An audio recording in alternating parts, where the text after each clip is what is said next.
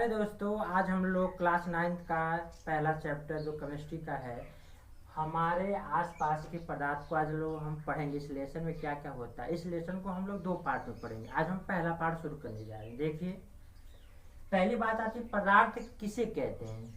देखिए, प्रत्येक वस्तु जिसका स्वयं का क्या हो, द्रव्यमान हो तथा जो स्थान घेरती हो, उसे क्या कहते हैं, पदार्थ कहते हैं।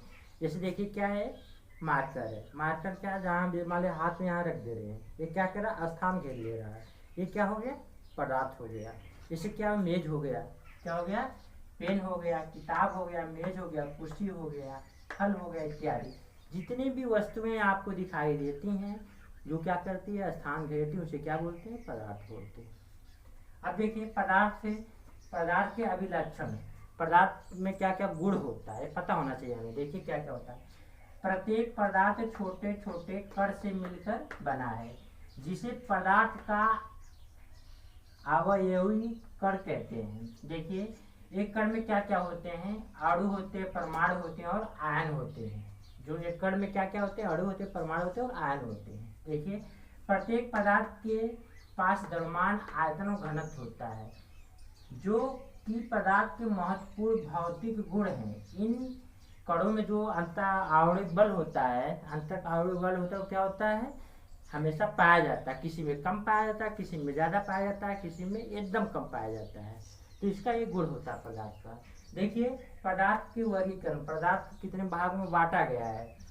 संगठन के आधार पर पदार्थ के भाग में बांटा गया, दो।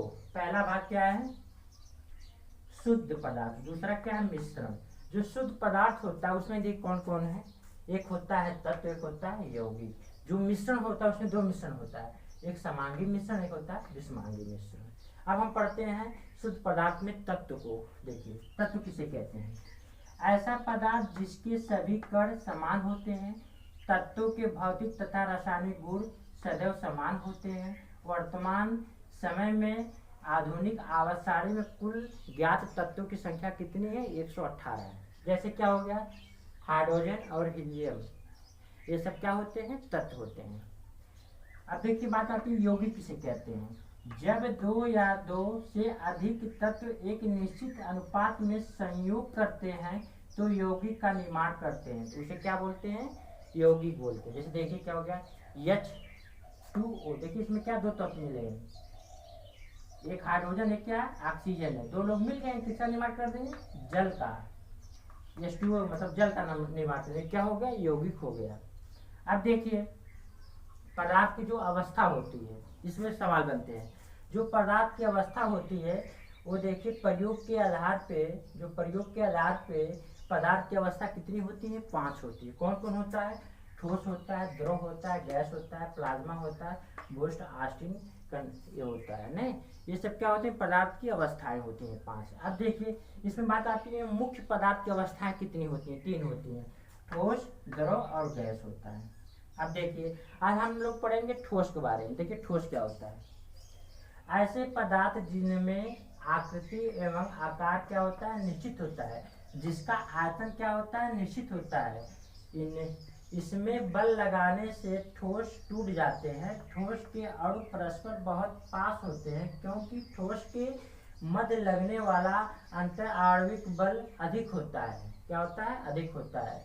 जैसे कहने का मतलब क्या, जैसे कोई मान लीजिए हम ठोस उसे कहते हैं जो स्थान घेरता है, जिसका आकार आयतन निश्चित होता है। जैसे क्या हो गया है, मार्कर देखिए, इसकी साइज ये है, इसका एक वेट होगा कि हाँ ये क्या है, मार्कर, इसकी साइज है, तो इसे क्या बोलते हैं, मार्कर बोलते हैं। तो इसमें क्या होता है, इसको हम क्या करते हैं, अगर इसको बल लगाएंगे तो ये टूट सकता है। तो इसके बीच में क्या होता है, अंतर आणविक बल ज्यादा पाया जाता है। इस वजह से क्या है, ये एक दूसरे से क्या है, सटे हैं। कभी इसको हम तोड़ेंगे, इसको जल्दी हम तोड़ना चाहेंगे, जल्दी नहीं टूटेगा, कुछ समय लगेगा टूटने में। देखिए फिर आता है, जैसे मान लीजिए क्या, ईट है, ईट हो गया। ईट क्या होता है, ठोस होता है, इसका आकार आयतन निश्चित होता है कि हाँ ईट का साइज इतना होता है। अगर उसको हम क्या तोड़ना चाहते तो उसको पटक के तोड़ सकते हैं। अब देखिए, फिर देखिए ठोस में क्या होता है, ठोस में क्या होता है, गतिज ऊर्जा होती है। क्या ठोस में गतिज ऊर्जा ज्यादा होती है, नहीं, ठोस में गतिज ऊर्जा क्या होती है, सबसे कम होती है। फिर होता है संपीड़नता, ये क्या होता है, ठोस में क्या होता है, सबसे कम होता है। क्षमता मतलब ये होता है कि जब हम जैसे दाब करते हैं तो क्या हम ईटा को दबा सकते हैं? कभी नहीं, ईटा को नहीं दबा सकते हैं। क्या? हाँ, उसके जगह अगर गुब्बारा रहता है उसमें गैस भरी रहती तो उसको हम दबा सकते हैं, लेकिन ईटा को हम कभी दबा नहीं सकते क्योंकि ठोस है। उसके बीच क्या होता है, अंतर आणविक बल क्या होता है, ज़्यादा होता है। इस वजह से एक दूसरे से क्या होता है, सटे होते, उसको तोड़ना क्या होता है, बहुत नामुमकिन होता है। मतलब टूटता जरूर है लेकिन बहुत टाइम लगता है। तो प्यारे दोस्तों, आज हम ठोस पढ़े हैं, फिर अगली क्लास में पढ़ेंगे इस लेसन का पार्ट 2। बाय दोस्तों।